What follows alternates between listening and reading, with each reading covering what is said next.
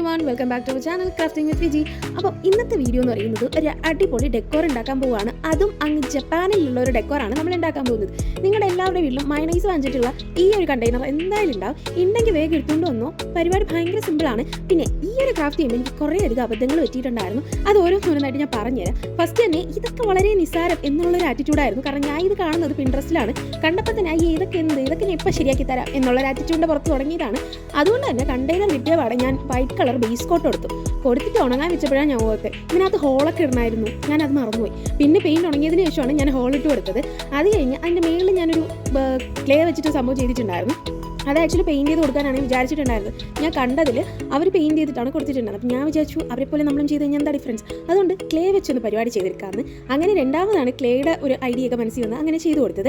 അത് കഴിഞ്ഞ് നിങ്ങൾ ഈ കാർബോണിൻ്റെ സംഭവം കണ്ടില്ലേ, ഇത് ഫസ്റ്റ് ഞാൻ യെല്ലോ കളറിലാണ് കൊടുത്തിട്ടുണ്ടായിരുന്നത്. അപ്പോൾ കുറച്ച് കളർ അങ്ങ് കൂടിപ്പോയി. അതുകൊണ്ട് ഞാൻ അപ്പുറത്തെ സൈഡിൽ ലൈറ്റ് ഒരു ഷെയ്ഡാണ് കൊടുത്തിട്ടുള്ളത്. അതങ്ങനെ 2 കളറിൽ കിട്ടി.